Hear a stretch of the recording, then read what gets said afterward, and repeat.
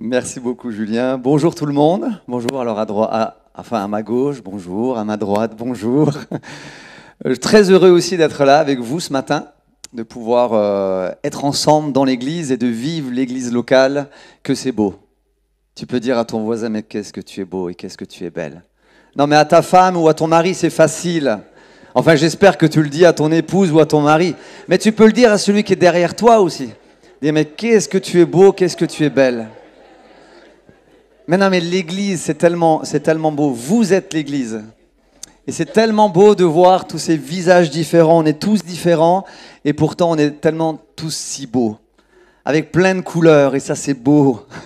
C'est beau, une belle église et je me réjouis tellement. En tout cas, vous avez bien sûr les salutations de toute l'équipe de Mulhouse et notamment de Samuel Peter Schmidt qui est le pasteur principal de l'église. Il vous fait, alors en Alsace, on dit, enfin j'allais dire en France, non, en Alsace par contre, parce qu'il y a la France et puis il y a l'Alsace, donc c'est quand même un peu différent. Mais en Alsace, on dit un schmutz. Vous savez dire ça? Un schmutz? Un schmutz, c'est on vous fait des bisous. Alors vous savez, Jean-Peter Schmidt, le fondateur de l'église, lui, vous n'alliez pas lui serrer la main, lui, hein. Lui, il ne serrait pas la main. Lui, il vous prenait dans ses bras et il vous faisait un gros schmutz pour vous dire qu'il vous aime. Et c'est vrai qu'on a l'habitude, en tout cas, et j'ai vu aussi ici, de se faire un schmutz, un bisou, pour se dire on est tous frères et sœurs, et combien c'est bon de pouvoir vivre ensemble, être ensemble, de grandir ensemble, des fois de galérer ensemble, mais c'est pas grave. On est ensemble dans l'église et c'est beau de voir l'église réunie. En tout cas, à Mulhouse, on vous fait un gros schmutz et on est très heureux d'être ensemble et de pouvoir parcourir tout ce temps que Dieu nous donne, la grâce qu'il nous fait, que de voir les églises se lever, d'être unis et de pouvoir proclamer l'évangile. C'est notre désir à chacun d'entre nous, on est heureux de pouvoir le faire ensemble. Donc tu peux dire aussi à ton voisin, je suis heureux que tu proclames l'évangile. Vas-y, dis-lui. Et si tu ne le fais pas, alors ce matin, je vais peut-être te réveiller pour que tu puisses le faire. Ce matin, je vais peut-être te réveiller pour que tu puisses le faire. Avant que j'oublie aussi, alors je vous promets, je ne gagne pas un seul centime là-dessus. Il y a, avec Julien, donc j'ai demandé, il y a une table, je vais aller là-bas, je ne sais plus où est-ce qu'elle est. Il y a des livres dessus. Donc voilà, pour tous ceux qui sont intéressés à acheter des livres, vous pouvez acheter des livres. Je les ai ramenés de Mulhouse, donc de la librairie de Mulhouse. Ça vous évite les frais de port. Mais voilà, il y a des livres si vous voulez en acheter. Il y a la carte, il y a le liquide, je crois. Enfin bref, quelqu'un s'en occupe ici pour l'achat de quelques livres qui vont vous faire du bien. Donc on a un auteur qui est quand même assez excellent, qui s'appelle Jean-Marie Ribet, que vous connaissez peut-être aussi. Qui est notre enseignant dans l'église et qui a fait quelques livres qui sont vraiment excellents. Alors donc, je vous invite à les prendre, à les lire et surtout à les mettre en pratique. Parce que tout ce qu'il dit, c'est important si on le met en pratique. Sinon, ça ne nous sert pas à grand-chose. C'est comme la parole de Dieu. On peut lire, écouter, apprendre beaucoup de choses, en avoir plein la tête, mais malheureusement, si on ne met rien en pratique, ça ne sert pas à grand-chose. Vrai ou faux?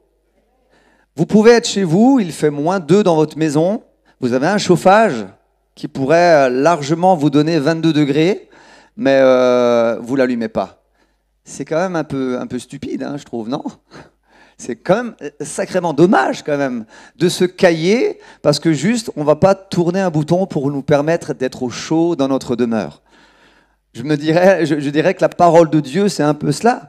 On peut entendre beaucoup de choses, mais on a besoin de la mettre en pratique pour qu'on puisse être réchauffé par la parole, être conduit par la parole et vivre la gloire et la présence de Dieu dans nos propres vies. Il faut tourner le bouton. Et ce matin, j'aimerais avec vous, on va prendre un passage ensemble, j'aimerais tourner un petit bouton.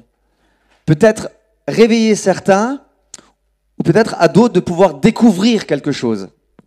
Et pour ça, je vous demanderai d'être attentifs ce matin à la parole de Dieu. Je sais que ce passage, peut-être, il y en a plein qui vont se dire « Oh, mais on l'a entendu je ne sais combien de fois. » C'est vrai, moi aussi. J'ai entendu et j'ai lu ce passage je ne sais combien de fois. Mais je sais qu'à chaque fois que je lis un passage, il y a un trésor que je vais découvrir. Et si je ne suis pas prêt à toujours être repris au travers de la parole de Dieu, ça veut dire que je n'ai pas compris grand-chose. Ça veut dire que je dois tourner ce bouton pour se dire « Seigneur, je veux à chaque fois, même si ça fait 2000 fois que je lis ce même passage, je veux croire que tu veux me dire quelque chose et me permettre justement de vivre quelque chose de particulier, quelque chose de nouveau, quelque chose qui va m'encourager, me fortifier, me faire aller de l'avant pour toujours accomplir ta volonté à toi. Alors que nous ayons 30 ans, 40 ans, 50 ans de conversion, que nous en ayons, je sais pas moi, 2 jours, c'est la même chose pour tout le monde. Nous avons tous besoin de plonger nos regards dans la parole. Et j'aimerais avec vous prendre ce texte-là. Ce texte dans Marc 2, au verset 3 à 12. Marc 2, verset 3 à 12. Alors je vais le lire sur ma feuille, c'est un peu plus grand. J'ai oublié mes lunettes là-bas, c'est pas grave, je vais le lire sur ma feuille. Marc 2, verset 3 à 12. Des gens vinrent à lui, amenant un paralytique porté par 4 hommes. Comme ils ne pouvaient l'aborder à cause de la foule, ils découvrirent le toit de la maison où ils étaient. Et ils descendirent par cette ouverture le lit sur lequel le paralytique était couché. Verset 5. Jésus, voyant leur foi, dit au paralytique, « Mon enfant, tes péchés sont pardonnés. » Il y avait là quelques scribes qui étaient assis et qui se disaient au-dedans d'eux, « Comment cet homme parle-t-il ainsi? Il blasphème. Qui peut pardonner les péchés si ce n'est Dieu seul ?» Jésus, ayant connu par son esprit ce qu'ils pensaient au-dedans d'eux, leur dit, « Pourquoi avez-vous de telles pensées dans vos cœurs? Lequel est plus aisé de dire au paralytique, « Tes péchés te sont pardonnés » ou de le dire, « Lève-toi, prends ton lit et marche » ? Or, afin que vous sachiez que le Fils de l'homme a sur la terre le pouvoir de pardonner les péchés, je te l'ordonne, dit-il au paralytique, « Lève-toi, prends ton lit et va dans ta maison. » Et à l'instant, il se leva, prit son lit et sortit en présence de tout le monde, de sorte qu'ils étaient tous dans l'étonnement et glorifiaient Dieu, disant, « Nous n'avons jamais rien vu de pareil. » Disant, « Nous n'avons jamais rien vu de pareil. » À ce moment-là, dans ce texte-là, tout le monde avait les yeux focalisés sur ce paralytique et sur Jésus. Et d'un coup, ils ont vu ce paralytique. Alors, on ne sait pas combien de temps ce paralytique était paralysé. Il y a des fois, on a des chiffres, des années, comme la femme à la perte de sang, ça faisait 12 ans qu'elle perdait du sang et elle est venue toucher le bord du vêtement de Jésus. On sait combien de temps certaines personnes souffraient de maladies ou d'autres choses. Mais cet homme, on ne le sait pas. Peut-être qu'il a eu un accident, peut-être qu'il est né comme ça. On ne sait pas du tout pourquoi est-ce que cet homme était paralysé. Mais ce qui est sûr, c'est que ce jour-là, ils n'ont jamais rien vu de pareil. Cet homme qui était paralysé s'est levé de son lit, a pris son lit, là il est marqué lit, hein, mais peut-être son brancard, peut-être qu'il était avec un brancard, parce que j'imagine pas un lit descendre du toit. Enfin même, j'imagine rien descendre du toit. Hein. Imaginons là, on est obligé d'enlever toutes les lattes, le toit. Julien ne serait pas content, je pense. Hein. Et d'autres non plus. Hein. Là, ça serait quand même chaud. Hein. Mais ils l'ont descendu et cet homme va vivre un moment glorieux, un moment puissant. Et tous les gens sont focalisés sur ce paralysé, sur cet homme qui est en train de vivre un miracle extraordinaire. Seul Jésus pouvait permettre à ce paralysé de pouvoir marcher, de se lever de son lit. Seul Jésus pouvait lui permettre de pouvoir vivre ce miracle. Personne ne pouvait faire quoi que ce soit pour cet homme. J'imagine que cet homme est allé voir des médecins, allé voir peut-être même des sorciers, des rebouteux ou je ne sais pas quoi. Seul Jésus a été capable de guérir cet homme. Tout le monde avait les yeux focalisés sur ce paralysé. Mais j'aime voir, Jésus avait les yeux focalisés sur quoi? Jésus avait les yeux focalisés sur quoi? Quand ils ont commencé à ouvrir le toit, quand ils ont commencé à descendre ce paralysé-là qui était sur son lit, Jésus, il est dit au verset 5, Jésus, voyant leur foi.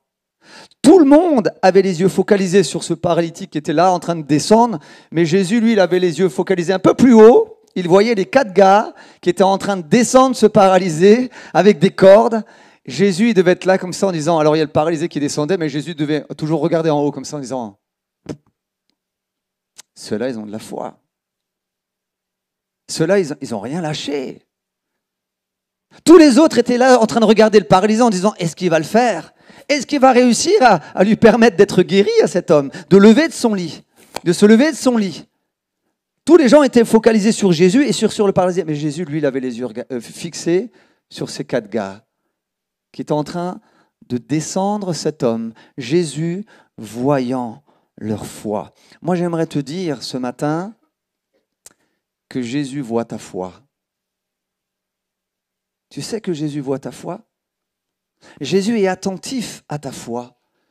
Jésus a les yeux sur ta foi. Il n'a pas que les yeux sur ta maladie, sur ta souffrance, parce que ça, lui, il va s'en occuper. Jésus, il a les yeux fixés sur ta foi. En se disant, mais est-ce que tu as une foi qui va t'emmener à faire quelque chose que tu n'as pas l'habitude de faire? Est-ce que ta foi va t'emmener à faire quelque chose qui n'est pas, je dirais ça comme ça, correct? Est-ce que c'est correct entre nous? Vous avez le droit de répondre. Hein. Est-ce que c'est correct de démonter un toit pour faire descendre un gars qui est malade? Est-ce que c'est correct, franchement? C'est pas correct. Et un peu de tenue quand même. Non mais oh, on fait pas n'importe quoi quand même. Hein. Dans l'église, on fait pas n'importe quoi. Dans l'église, il faut que ça soit propre, que ça soit correct, que tout soit nickel, tout soit contrôlé, tout soit réfléchi, que tout soit acceptable par tout le monde. Est-ce que les 4 gars là, qui ont démonté le toit, ça c'était acceptable? Moi j'imagine 4 gars sur mon toit, en train de démonter mon toit à la maison, ben, je peux vous dire, je vais vite les faire descendre. Hein. J'y vais à coup de bâton pour les faire descendre de mon toit. Je dis, mais oui, ça va pas ou quoi? Moi j'ai travaillé là pour faire ma maison et vous croyez que vous pouvez démonter mon toit? C'est pas correct, c'est pas normal, c'est pas acceptable. À aucun moment, Jésus ne s'est dit, eh bien les gars, vous auriez pu attendre quand même. Ok, il y avait une foule, il y avait plein de monde. Vous ne pouviez pas passer, ok, je peux comprendre. Mais vous n'êtes pas obligé de démonter le toit. Vous auriez pu attendre dehors. Moi, à un moment donné, je sortais, il n'y a pas de problème, je n'allais pas rester toute ma vie dans la maison. Ces hommes, ils avaient, je dirais, tellement confiance. Ces hommes, ils avaient une foi qui les ont emmenés à se dire, il faut absolument qu'on emmène notre ami, ce gars-là. Je ne sais pas si c'était des amis ou pas, c'est pas marqué souvent avec les enfants, on dit oui, les amis et tout ça. C'est pas marqué que c'était des amis. Mais les 4 gars, et c'est même pas marqué, c'est même pas sûr, alors on ne sait pas trop si le paralytique, lui, il avait la foi. C'est pas trop. Hein. Parce que Jésus, il dit, voyons leur foi, mais est-ce que c'était la foi des 4 gars qui le descendaient ou c'était des 5 avec le paralytique? On ne sait pas trop.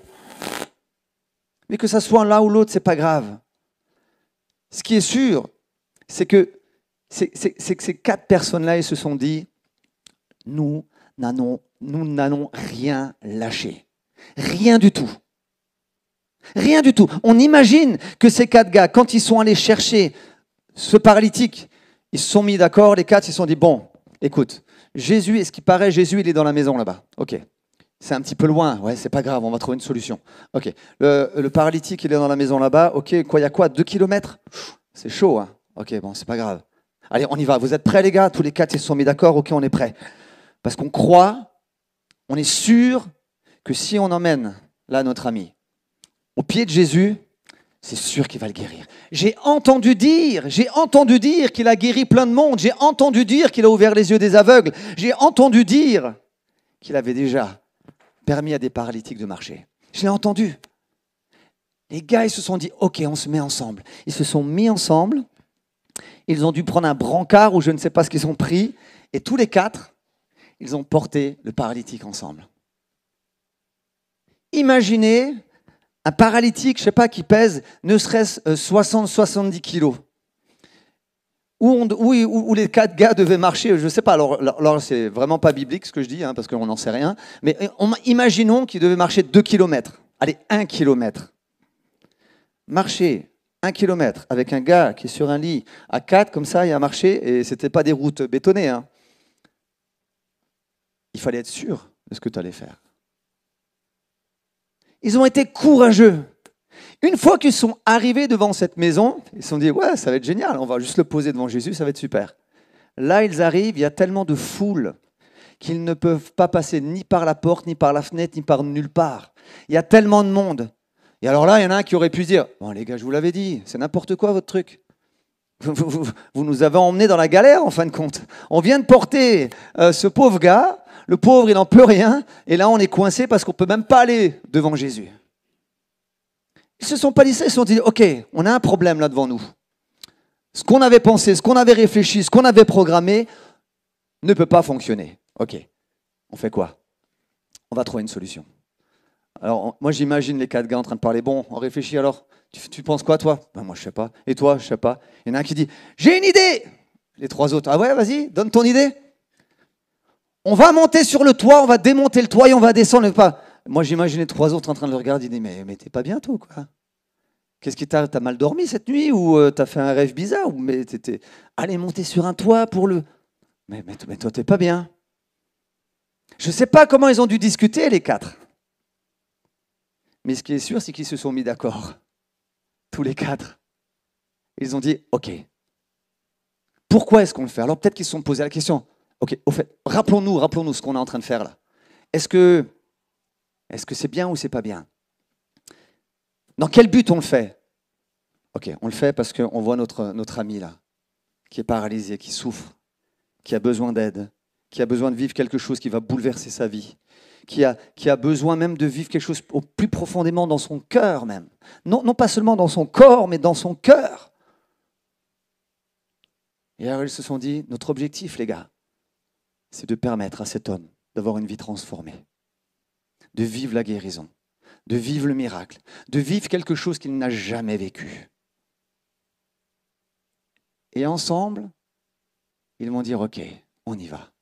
Ils vont faire ensemble, unis à 4, quelque chose d'impossible, que jamais personne n'avait fait. C'est la seule fois qu'on le lit dans la parole de Dieu, que ces 4 hommes vont se mettre d'accord pour que ce paralytique puisse être là, descendre et être là devant Jésus.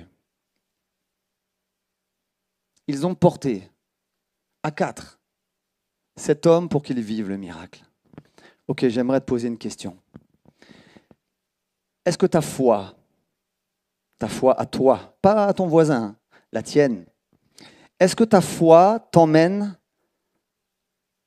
à vivre quelque chose que tu n'as jamais vécu? Est-ce que ta foi t'emmène à être un témoin là où tu es? Est-ce que ta foi t'emmène à emmener celui qui est dehors dans la souffrance, celui qui est paralysé dans différents problèmes qu'il peut vivre?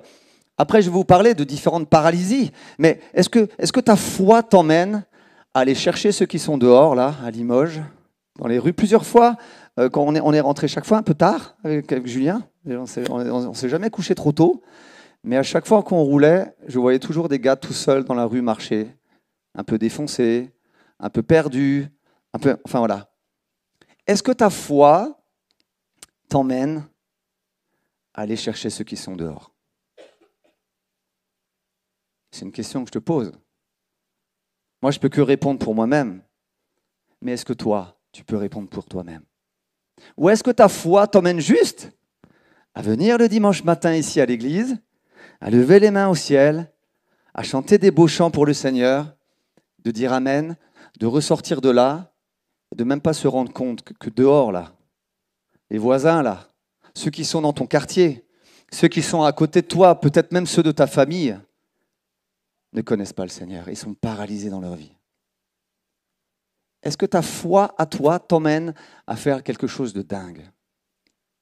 Je me rappelle à ma conversion, avec Bertrand, un des pasteurs aussi, alors on n'était pas pasteurs tous les deux, hein, mais ce qu'on aimait faire, c'était de l'affichage. On partait, alors tous les lundis, et avec Gilou aussi, Gilou qui est pasteur maintenant aussi en Guyane, on jeûnait tous les lundis.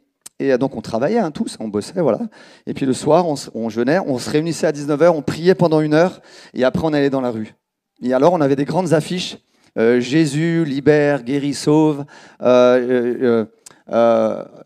Enfin, Jésus est le chemin, la vérité, la vie. Enfin, des grandes affiches qu'on mettait dans des affichages libres. Et alors là, on a affiché. Et on rencontrait énormément de gens. Et je m'en rappelle une fois, alors on n'était pas tout le temps courageux, hein. Je me rappelle une fois, il y avait un gars alors on était en plein centre. Alors Mulhouse, quelqu'un connaît Mulhouse? Ouais, vous connaissez un peu Mulhouse? Mulhouse, c'est une ville populaire, hein. C'est une ville, c'est à un moment donné en France, c'était la ville la plus dangereuse de France. C'est une ville où il y a des quartiers où ça bouge pas mal. Et un jour, on était en plein centre-ville dans un endroit qui est un petit peu chaud. Et là, il y a un grand panneau là, rond, on peut afficher comme on veut. Et j'étais avec Bertrand, et là on affiche tout content, on rigolait, on chantait, et d'un coup il y a un gars, mais c'était un monstre, Goliath. Vous avez vu Goliath? C'était Goliath. Je dis à Bertrand, oh punaise, regarde-moi celui-là, c'est un costaud. Et c'était un musulman. Et le mec il vient, il se met comme ça devant nous, on est en train d'afficher, il dit, vous affichez quoi là? Ben des petites affiches quoi, enfin bref, voilà, on ne savait pas quoi faire, on affiche quoi. Bon. Et d'un coup, alors le gars, comme ça, il était assis, et d'un coup, il se met juste sur la voiture, il s'assoit sur la voiture, comme ça, sur le capot. La voiture, elle fait wouh, elle descend. Avec Bertrand, on s'est regardé, on s'est dit, mais celui-là, c'était un monstre. Et sur le coup, alors après, on a rigolé, hein, on voulait être d'accord avec lui sur tout, hein, parce que on s'est dit, celui-là, il va nous retourner, c'est pas possible. Tu crois en Jésus? Oh, un peu, oui. Tu crois en Mohamed? Oui, un peu. On était d'accord sur tout avec lui. Non, je rigole. Et on a commencé à parler, à témoigner. Et ce gars, de tout fermer comme ça, il faisait le gros costaud. On a commencé à lui parler normalement. Il dit, mais tu peux être gros costaud, tu ne vas pas nous faire trembler. Et honnêtement, c'est vrai, on n'a pas tremblé, on a rigolé en tout cas. Et tout doucement, avec cette personne, on a commencé à discuter. On ne sait pas ce qu'il est devenu, mais ce qui est sûr, c'est qu'on lui a parlé de Jésus. Je me rappelle une fois avec Gilou, donc le pasteur en Guyane, on était en train d'afficher sur la place du marché. Et donc, je sais pas, il était 23h, des fois on rentre à 1h du matin le soir. Et une femme qui passe, et alors nous on avait des traités parce qu'on affichait, mais après on allait au contact des gens. Et une femme qui passe, et là on la regarde, on dit, Madame, laissez-nous vous donner quelque chose. Jésus a changé nos vies. Et sans rien dire de plus, cette femme se met à pleurer, se met à nous dire, c'était une prostituée qui était là, et on a pu prendre du temps avec elle, on a pu prier avec elle, on a pu lui annoncer l'évangile. Je ne sais pas ce qu'elle est devenue. C'est entre elle et Dieu. Mais ce qui est sûr, c'est que ça paraissait fou d'aller afficher en plein centre-ville de Mulhouse, dans les endroits des fois les plus dangereux. Je me rappelle une fois que Bertrand, on affiche, tu as tous des jeunes qui sont venus du quartier. Alors nous, on affichait, il prenait l'affiche, il la décollait, il la mettait sur notre voiture, et d'un coup, tu as 2-3 qui rentrent dans la voiture et tout. Ouh. Alors moi, j'avais besoin encore de transformation, disons. J'étais jeune converti, donc moi aussi je venais des quartiers, tout ça. Et donc du coup, quand les jeunes sont rentrés dans la voiture, je les ai pris, je les ai sortis de la voiture, et d'un coup j'ai senti, Bertrand me disait, non, calme-toi. Parce que je sentais que d'un coup ils étaient 15 autour de la voiture. On s'est dit, bon, même s'ils ont 14 ans, 15 ans, ça risque d'être chaud. Donc on a commencé un petit peu à... Et puis après on a pris nos affaires et on est parti. Mais on avait tellement envie d'annoncer l'évangile. Ta foi aujourd'hui, elle est dans quel état? Rappelle-toi, est-ce qu'on peut faire un petit zoom en arrière? Rappelle-toi le jour où Jésus t'a touché. Juste prends 5 minutes, rappelle-toi de ça. Qu'est-ce qui s'est passé au plus profond de toi-même? Comme ce paralytique-là. D'un coup, Jésus il vient et il vient transformer ta vie, transformer ton cœur. Rappelle-toi de ce que Dieu a fait pour toi. Il est bon de se rappeler de là où Jésus t'a cherché. Il est bon de se rappeler comment tu étais rempli de feu, comment tu étais rempli d'amour pour lui, comment tu étais capable de faire quelque chose que tu n'avais jamais fait. Juste rappelle-toi de ça. Le jour où Jésus a touché mon cœur, moi j'étais dans la drogue une dizaine d'années, la délinquance, les machins, tout ça. Mais le jour où Jésus est venu toucher mon cœur, mais il a bouleversé ma vie. Le dimanche matin, quand je me suis retrouvé à pleurer comme un enfant pendant 1 heure, le pasteur y prêchait, mais j'en avais rien à cirer. J'ai même pas compris ce qu'il disait. Parce que pendant la louange, Dieu venait de me visiter, de me libérer de la drogue en un instant. Quand je suis rentré, je dis, mais c'est pas possible, qu'est-ce qui vient de se passer? Alors après, je suis allé au quartier voir tous mes potes. Je dis, les gars, il faut que je vous raconte un truc. Et là, je leur ai commencé à leur parler de Jésus. Alors au début, ils étaient gentils avec moi parce qu'on était amis. Mais au bout d'un moment, ils ont dit, oh, tu nous saoules avec ton Jésus, là. Non, mais laisse-nous tranquille, c'est bon, là. Tu nous fatigues. Et après, à un moment donné, le Seigneur m'a dit, bon, il est temps. Il est temps que tu te retires. Il est temps que tu changes tes fréquentations, que tu changes la direction de ta vie. Mais je ne sais pas vous, mais moi, je ne pouvais pas me taire. Je me rappelle quand on était au centre-ville aussi, au centre-ville de Mulhouse, avec la guitare. La honte, la honte. De se retrouver, alors il y avait un homme, maintenant il est décédé, il est auprès du Seigneur, Jean-Jacques il s'appelait. Jean-Jacques, bien costaud comme ça, avec une voix, mais tu l'entendais à 2 km. Hein. Il a une voix, ouais. Et alors quand lui jouait de la guitare, il parlait fort, il évangélisait comme ça fort. Et des fois, je voyais des amis comme ça qui arrivaient de loin. Je dis non, la honte. Alors je me cachais derrière lui. Mais lui, comme il était bien costaud, donc c'est bon, il me cachait bien, quoi. Et après, voilà, on a besoin de progresser, hein, c'est comme ça. Mais après, au fond de moi, je dis, mais Seigneur, je ne veux pas avoir honte de toi. Et après, je prenais aussi la guitare, je criais, pas aussi fort que Jean-Jacques, mais en tout cas, j'essayais de faire entendre ma voix. Et comme ça, après, il y a des amis qui me disaient, mais Jérémy, tu fais quoi là? Mais t'es pas bien ou quoi, toi? Qu'est-ce qui t'arrive? T'es tombé dans une secte? Et là, je pouvais leur témoigner. Et ils ont pu voir la transformation après des années. Les 4 amis, là, ils ont fait quelque chose que personne n'avait fait. Autant tout le monde avait les yeux fixés sur le miracle, autant Jésus, il avait son regard sur ces hommes qui avaient la foi. Aujourd'hui, qu'est-ce qui se passe avec ta foi? Aujourd'hui, tu en es où avec ta foi? Ça fait combien de temps que tu n'as pas témoigné? Ça fait combien de temps que tu n'as pas juste parlé de Jésus à quelqu'un? Moi, je te pose la question parce que je crois que c'est légitime de poser la question. C'est légitime de se remettre nous-mêmes en question. Parce que est-ce que la foi, c'est quelque chose de personnel? Est-ce que la foi, c'est quelque chose que nous vivons, nous, dans le secret? Moi, j'ai une foi à moi, je n'ai pas besoin d'en parler, je n'ai pas besoin de témoigner parce que j'ai ma foi à moi. Est-ce que c'est ce que Jésus nous a dit? Est-ce qu'il ne nous a pas dit, mais vous serez des témoins partout, aux 4 coins de la terre? Est-ce qu'il ne nous a pas dit d'être la lumière du monde et le sel de la terre? Est-ce qu'il ne nous a pas dit de pouvoir impacter le lieu où nous nous trouvons? Il nous l'a dit ou il ne nous l'a pas dit? Tu impactes quoi aujourd'hui? Est-ce que tu démontes des toits de temps en temps?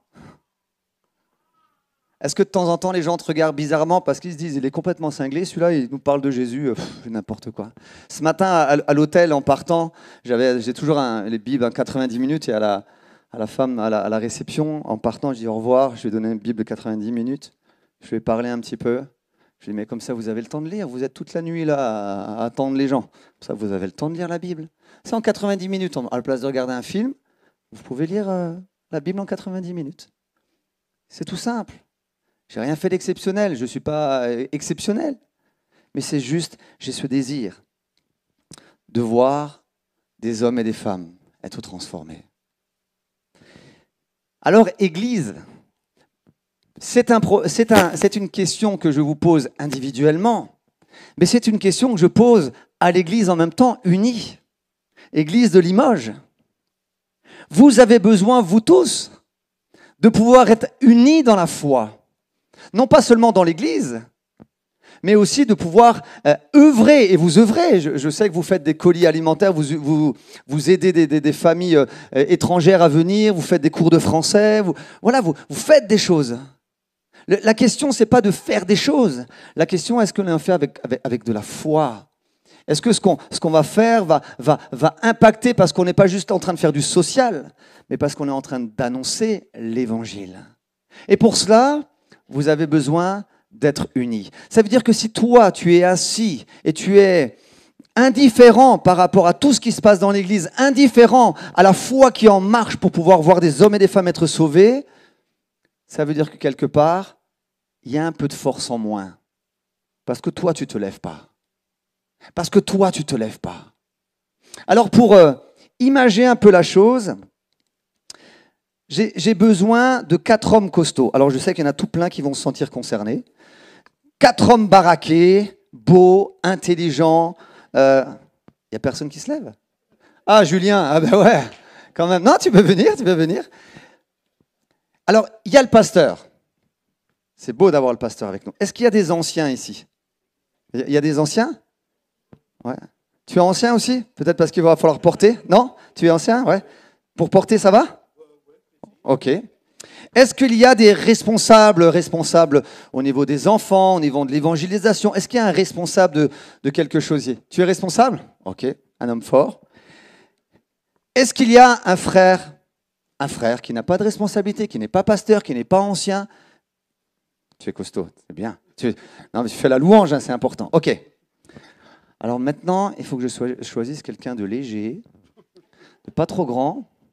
Parce que si je vous mets quelqu'un de bien costaud, vous allez souffrir. Hein. Qui a envie de tester? Ah, il y a un enfant là-bas, j'ai vu la main se lever. Tu es d'accord de venir? Tu es d'accord? Tu vas faire une sieste. Tu vas faire une sieste dans le brancard, tranquille. Tu veux bien venir? Non? T'oses pas? Sacha, tu veux venir? Non plus? Est-ce qu'il y a quelqu'un? Mademoiselle, non? Tu es bien installée, c'est ça? Ça te dit de venir? Ah, super, merci beaucoup. Alors, on peut défaire un peu le tissu, là. Alors, il n'y a pas de brancard, hein, mais bon, j'en ai improvisé un. Là, je vais me mettre de l'autre côté, moi. Je me mets là. Hop. Ok, on va essayer d'imager la chose. Donc, il y a 4 coins. Donc, vous allez essayer de prendre chacun un coin. Alors, ce n'est pas un brancard, hein, mais t'inquiète pas, regarde, ils sont costauds. Eux, ils sont baraqués, il n'y a pas de problème. Ils tiennent bien l'église en main. Ils font avancer les choses. Ils sont costauds. Tu peux t'installer là, dedans. Ouais, tu t'allonges. Si tu veux, tu peux faire la sieste. Ne ronfle pas juste, hein, parce que sinon... Voilà, on peut maintenant la soulever. Ouais, on peut la soulever. Ça va pour vous? On a pris la plus légère quand même, hein, c'est cool. Si à un moment c'est trop lourd, vous pouvez baisser, hein, c'est pour l'image. Hein. C'est ensemble. Ensemble, coordonnés ensemble, unis, qu'ils vont permettre. Comment tu t'appelles? À Caris. Tu es déjà chrétienne, Caris? Elle est déjà chrétienne, Caris. Bon. Sinon, tu vas bien? Ouais, donc elle va bien. De permettre à Caris de vivre quelque chose de particulier. Mais c'est ensemble qu'ils vont le faire. Le pasteur ne pourra pas faire tout seul. Le leader de louange ne va pas pouvoir faire tout seul. L'ancien ne va pas pouvoir faire tout seul. Le responsable... Tu es responsable de quoi? Après, monsieur le président. Monsieur le président. Le président ne pourra pas faire tout seul. Mais c'est ensemble qu'ils vont pouvoir permettre. Je ne me rappelle plus de son. Caris, ouais, ça est revenu. À Caris, de pouvoir être emmené au pied de Jésus. C'est ensemble. Imaginons maintenant qu'il y en a un. Bon, pas le pasteur, parce que ça ne fait pas bien. Mais qu'il y en a un, voilà, qu'il y en a un qui se dit, écoutez, moi j'ai passé mon temps, allez, je vous laisse, et tu peux poser tranquillement. Ouais. On imagine? Si on est sur un brancard, là on est dans un tissu, bon, j'ai fait ce que je pouvais, mais si on est dans un brancard, c'est toi qui portes plus alors, hein? Ah ouais. C'est beaucoup plus dur, hein?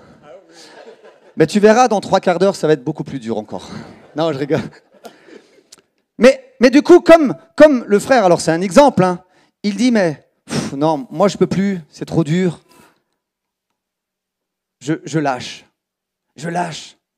Parce que pour moi ça va plus. Il est obligé de porter pour 2. Obligé de porter pour 2. On imagine si maintenant tu déposes, le président, il dépose. On ne peut plus la porter, on est obligé de la tirer, c'est encore plus dur. Hein. Mais d'un coup, le travail, l'unité, La force de l'Église, quelque part, a perdu toute sa force. Et alors, c'est qui? C'est le pasteur qui porte tout, qui tire. Là, on est obligé de tirer. Il est obligé de tirer l'Église. Obligé de tirer, mais non, allons-y. Non, il est obligé de tirer, il est obligé de se fatiguer, il est obligé de s'user pour pouvoir permettre à des hommes et des femmes de pouvoir être touchés, être bouleversés et de venir au pied de Jésus. Alors que si on est tous unis, est-ce qu'on peut tous, vous pouvez tous la relever? Et vous allez essayer de l'emmener un petit peu plus loin là-bas. Voilà. D'un coup à 4, regardez comme... N'aie pas peur, tout va bien. Regardez comme c'est facile. Unis, ils sont obligés. Enfin facile, ils sont en train de transpirer. Ouais, on peut les applaudir. Merci, vous pouvez la déposer. Merci beaucoup pour votre contribution. Carrie, ça va? T'es toujours vivante? Elle est vivante, ressuscitée. Alléluia, la paralysée, elle est sur pied.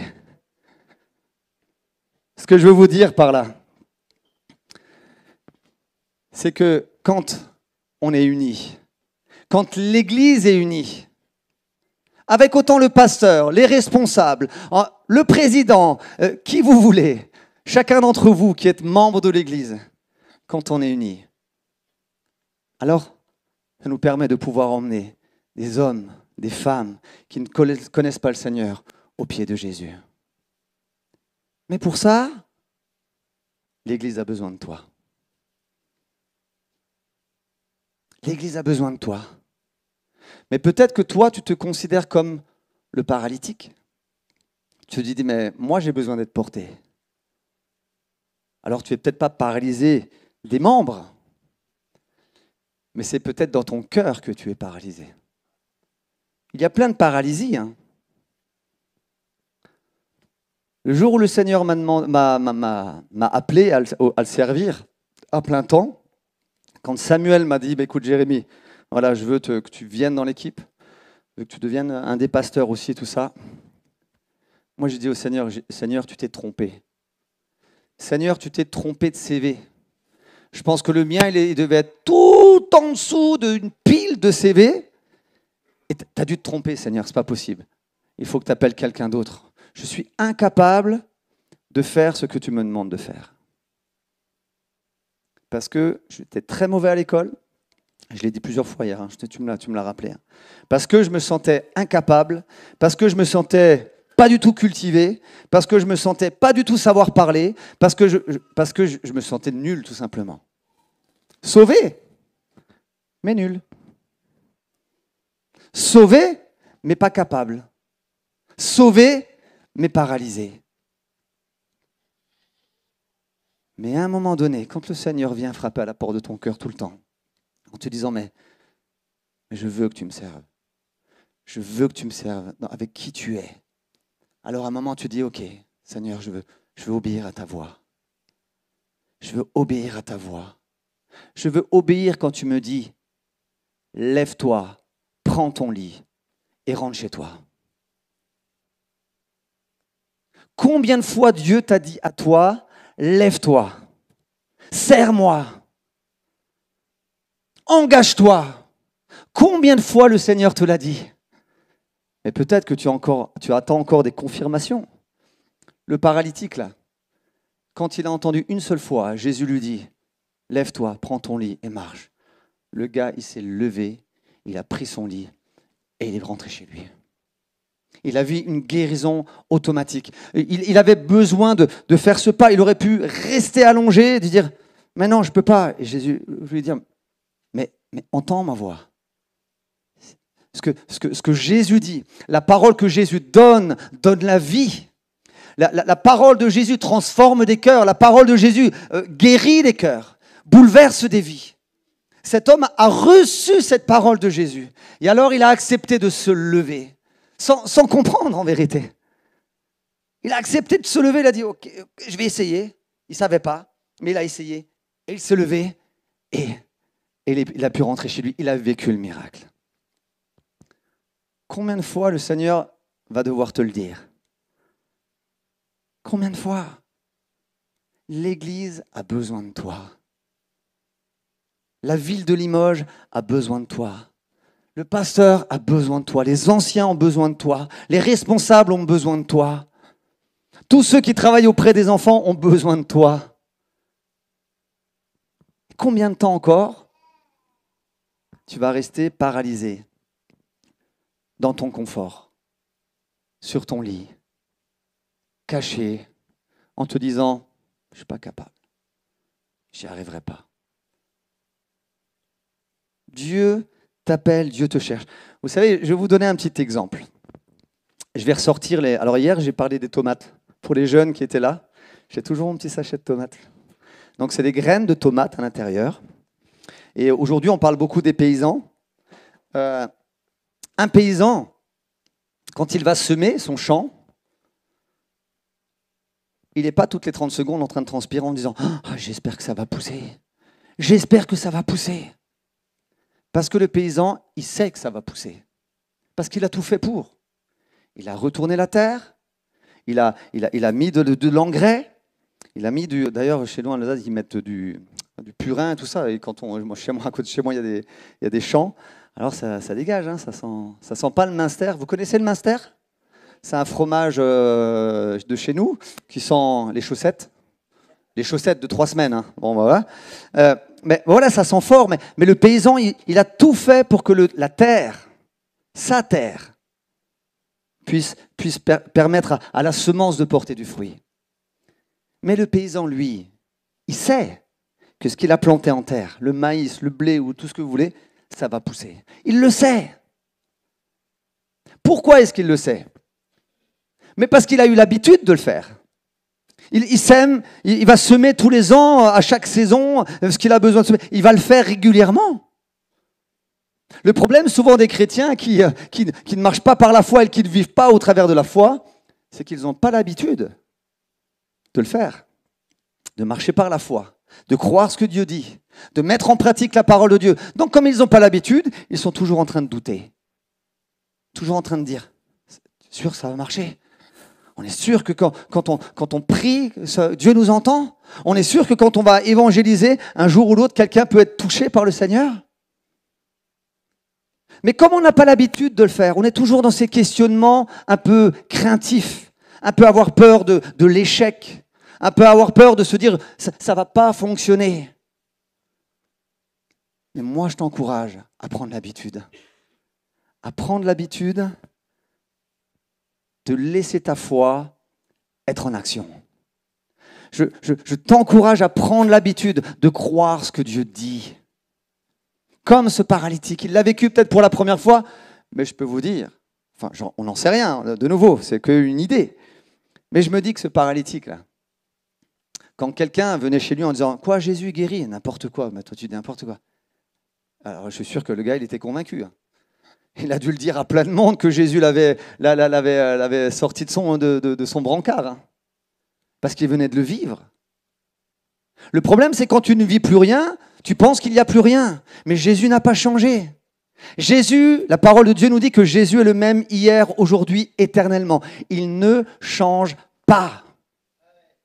La gloire que tu as vue lorsque tu t'es converti, cette gloire-là, elle est toujours là. Mais peut-être que tu l'as oubliée.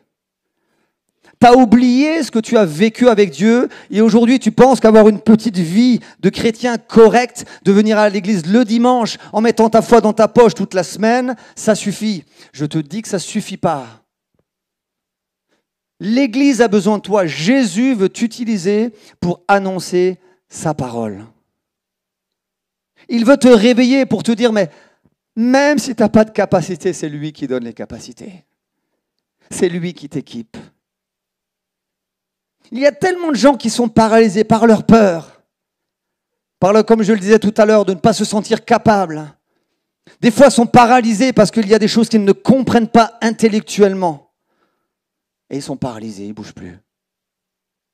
Prends l'habitude de laisser cette semence de la foi dans ton cœur.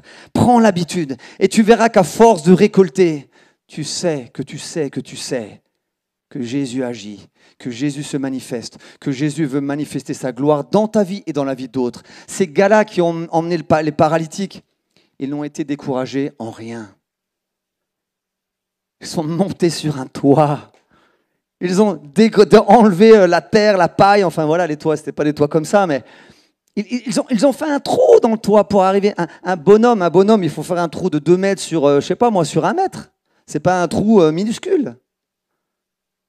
Ils étaient tellement convaincus, de chez convaincus que de chez convaincus, que rien ne les a arrêtés.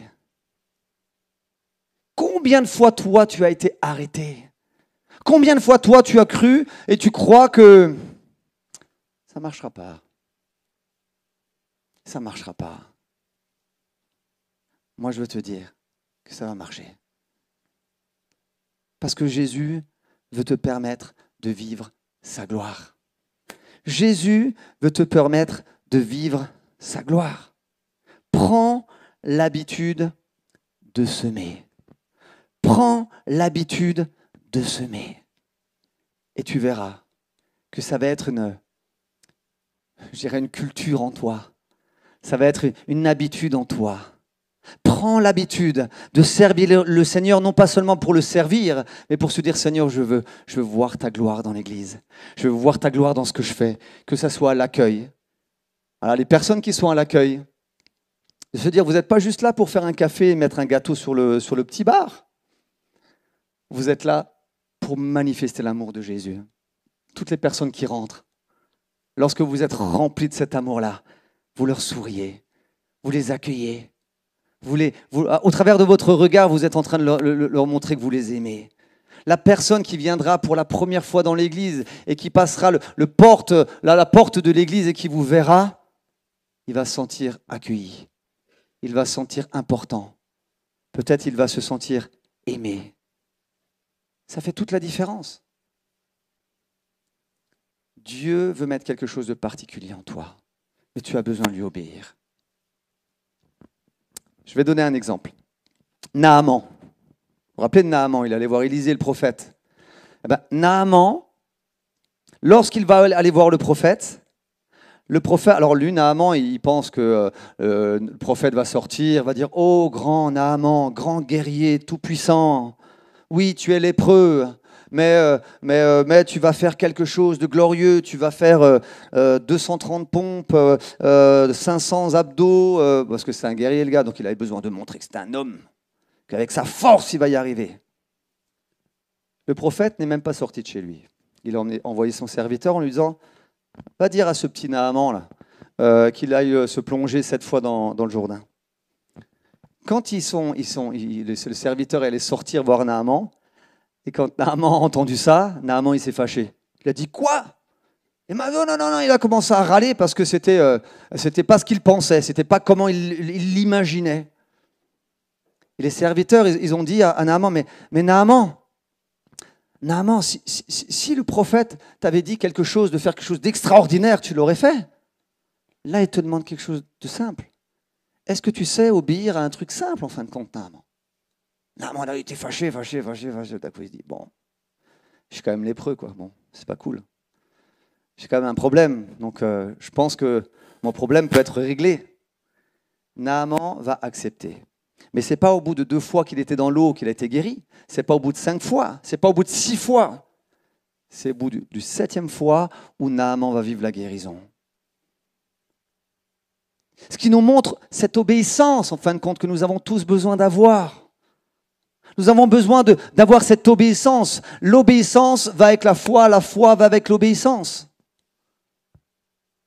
Naaman a dû quelque part s'humilier. Il a dû accepter de ne pas faire comme il le pensait lui, mais de faire comme Dieu lui disait de faire. Parce qu'au travers du prophète, c'est Dieu qui parlait. Alors il s'est humilié, il a accepté, il a obéi et il a vécu la gloire de Dieu. Ça nous montre que ton obéissance va te permettre de vivre quelque chose que tu n'as jamais vécu. Ne désire pas vivre des choses si tu ne sais pas obéir. Excusez-moi, hein. Mais si tu es dans le péché et que si tu penses que comme ça va aller, tu surfes sur la vague, je peux te dire que tu vas te noyer. Ton obéissance va t'emmener à vivre la gloire de Dieu. Rappelez-vous de cette femme à la perte de sang. 12 ans. 12 ans qu'elle perdait du sang. Elle a accepté, elle a dit, Jésus, si je touche juste le bord de son vêtement, je sais que je vais être guérie. Cette femme a bravé la foule alors que c'était une femme impure. Elle n'aurait jamais dû être dans cette foule. Elle aurait pu être lapidée sur place. Elle n'a pas eu peur. Parce qu'elle s'est dit, mais je crois. Et je sais que juste si je touche le bord de son vêtement, je vais vivre quelque chose que je n'ai jamais vécu. Et elle va aller braver la foule. Et elle va venir juste toucher là, le bord du vêtement de Jésus. Juste le bord. Et là, Jésus va dire, mais il y a une force qui est sortie de moi. Cette femme va être guérie en un instant, en un clin d'œil. Ça faisait 12 ans qu'elle souffrait. Ça faisait 12 ans qu'elle était méprisée. Ça faisait 12 ans qu'elle était seule. Ça faisait 12 ans qu'elle n'avait pas eu de relation. Ça faisait 12 ans qu'elle était enfermée dans sa souffrance. Juste toucher le bord du vêtement. Et ça lui a permis de vivre quelque chose d'extraordinaire. Viens juste toucher. Viens juste, ayant ce désir de pouvoir vivre quelque chose de particulier avec lui. Parce que Jésus veut le faire pour toi. Jésus veut le faire pour toi. Dernier exemple que j'aimerais donner, ce petit garçon. Ce petit garçon qui va emmener ce qu'il avait à Jésus. Il a peut-être entendu que les disciples n'avaient rien. Ils ont dit à Jésus, Jésus, il y a 5000 personnes, il y a 5000 hommes, sans compter les femmes et les enfants. Jésus leur dit, ok, donnez-leur à manger. Les disciples disent, mais nous, on n'a rien. Okay, comment tu veux Jésus, toi, t'es marrant, toi, Jésus. Ça se voit que t'es le fils de Dieu, toi. Hein. Vraiment, t'as des bonnes idées. Hein.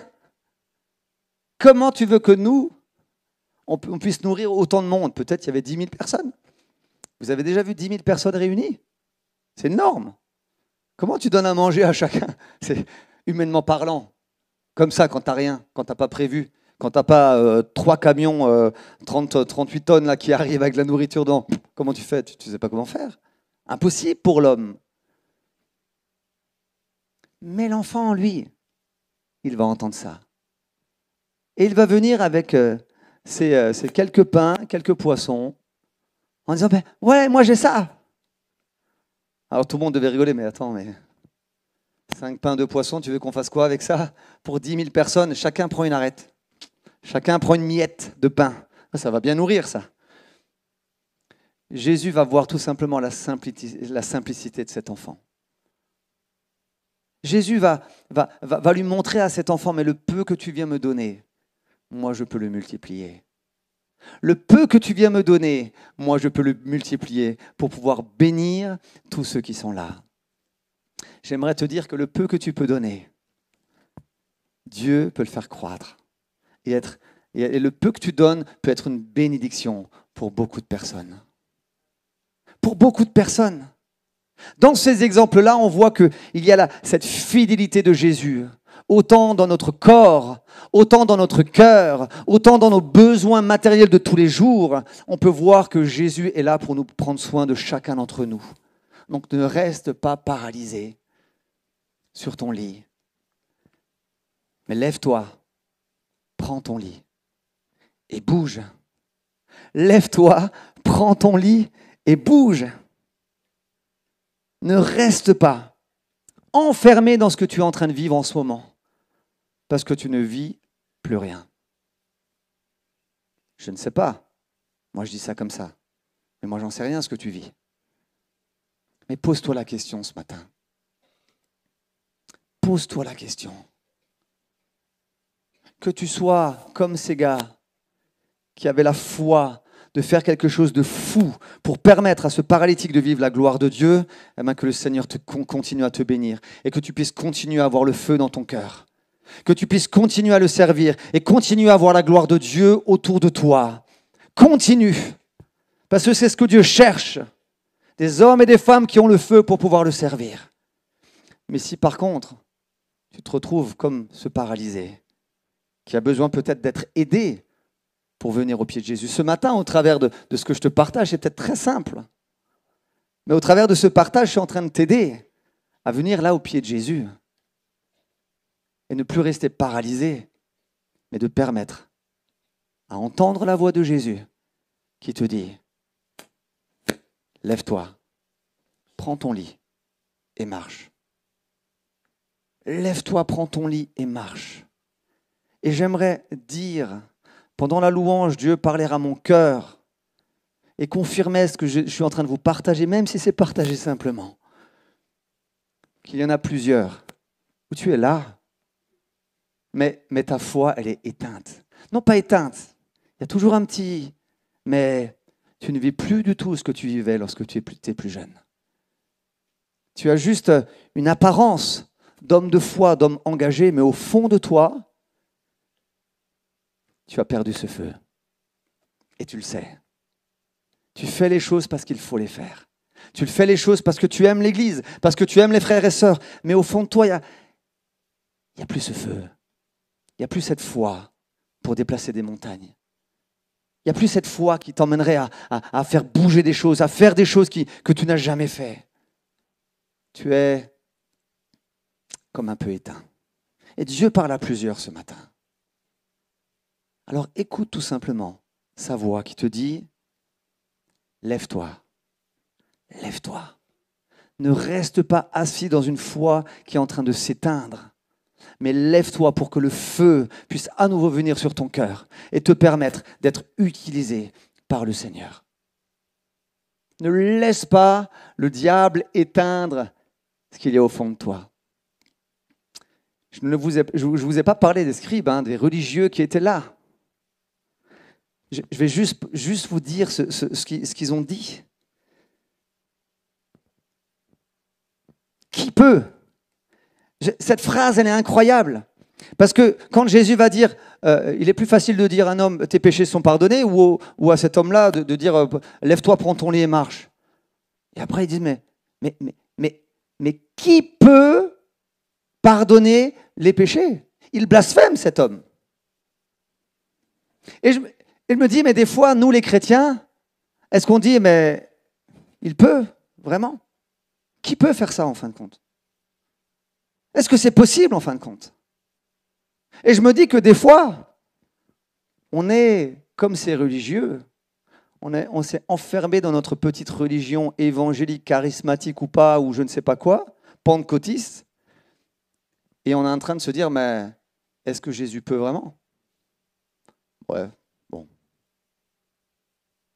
On ne le dit pas à haute voix parce qu'on n'ose pas, ça ne fait pas bien, ça ne fait pas chrétien. Mais au fond de notre cœur,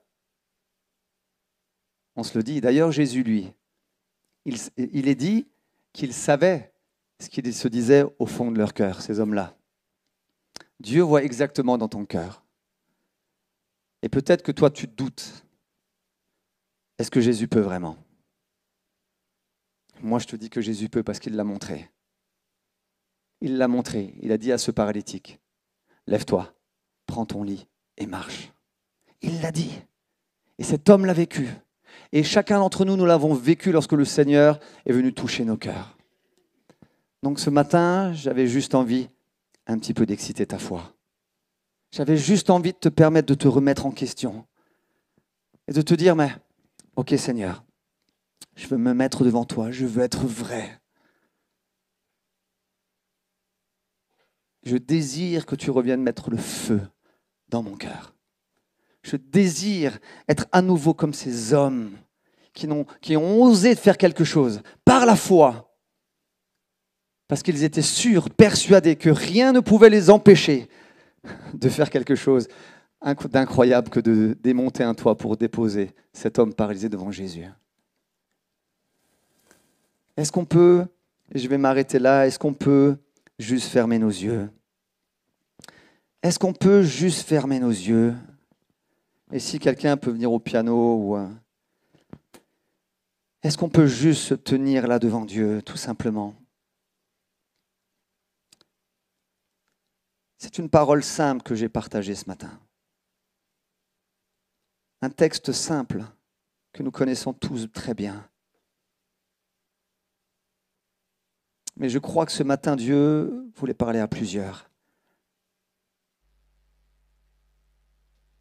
Dieu voulait parler à plusieurs.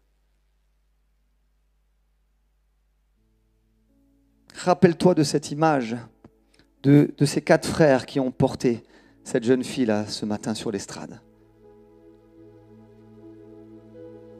Dieu vous dit, mais il y a tellement besoin que chacun d'entre vous, vous puissiez non pas faire les choses parce qu'il faut les faire, mais les faire avec foi. Les faire avec foi. Les faire avec foi. Mets-toi devant Dieu.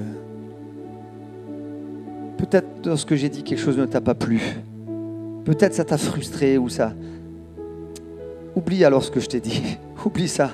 Mais concentre-toi juste sur la parole de Dieu. Sur ce passage. Ces 4 hommes. Cet homme paralysé. Des paroles de Jésus. Reste concentré sur ça. Où est-ce que tu te trouves ce matin? Est-ce que tu fais partie de ces 4 hommes? Tu t'identifies à eux en te disant, Seigneur, merci parce que tu mets ce feu dans mon cœur jour après jour. Seigneur, merci parce que tu m'emmènes à ne pas me taire. Tu m'emmènes à proclamer ta parole. Tu m'emmènes à porter, Seigneur, ceux qui souffrent et les emmener à toi. Alors, demande au Seigneur de toujours plus te remplir, de toujours plus te remplir, de te rafraîchir et de te permettre d'augmenter ta foi. Comme les disciples vont dire, mais Seigneur, augmente notre foi. Et c'est une prière que je fais pour moi-même. Seigneur, augmente ma foi. Continue à œuvrer au plus profond de nous-mêmes pour que notre foi puisse te permettre, Seigneur, tout simplement d'agir. C'est au travers de la foi de ces 4 hommes que le paralytique a pu vivre la gloire. Si ces 4 hommes n'avaient pas eu la foi de l'emmener, jamais ce paralytique n'aurait pu se lever.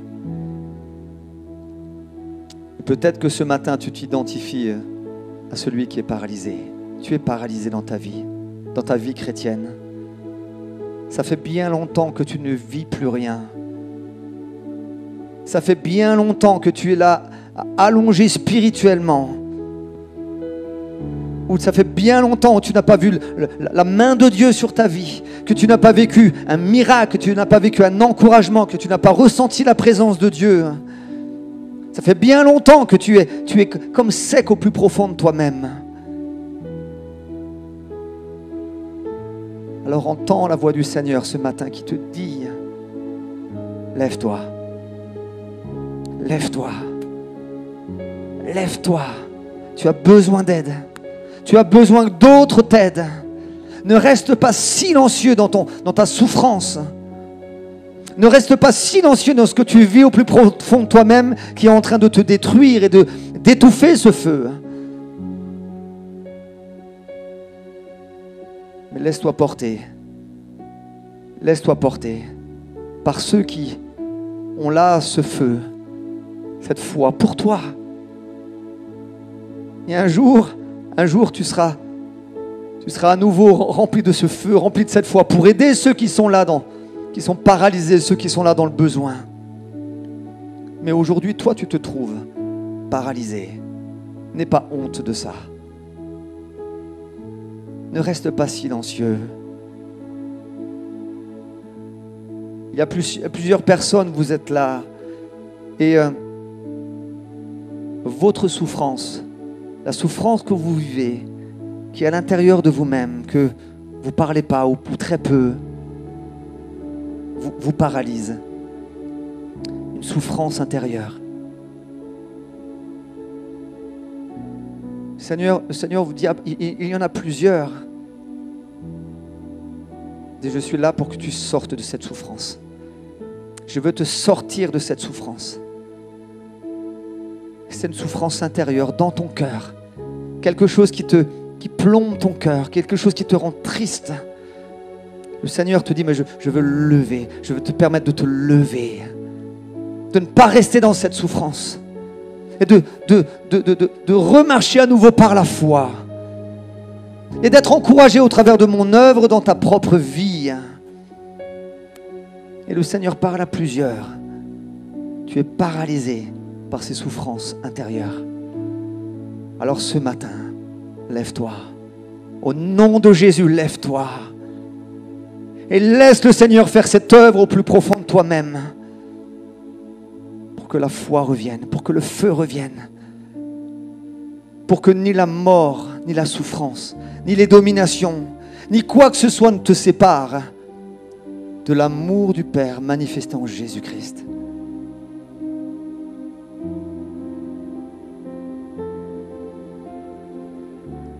Alors ce matin, tout simplement, je veux vous permettre de prier pour vous.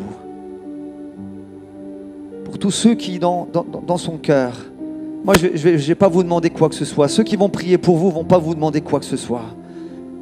C'est simplement si tu sens dans ton cœur que tu es paralysé par quelque chose. Alors je t'invite juste à te lever où tu es. À te lever où tu es, de venir là devant. C'est pas grave celui qui te regarde, ni à droite, à gauche. On est entre frères et sœurs, on est entre nous. Mais je sais que le Seigneur veut œuvrer dans les cœurs. Donc si tu sens que Dieu t'a parlé, que tu es là paralysé, même là de te lever, tu t'es figé, il y a une crainte qui est sur toi. Je t'invite à te lever, lève-toi, viens devant.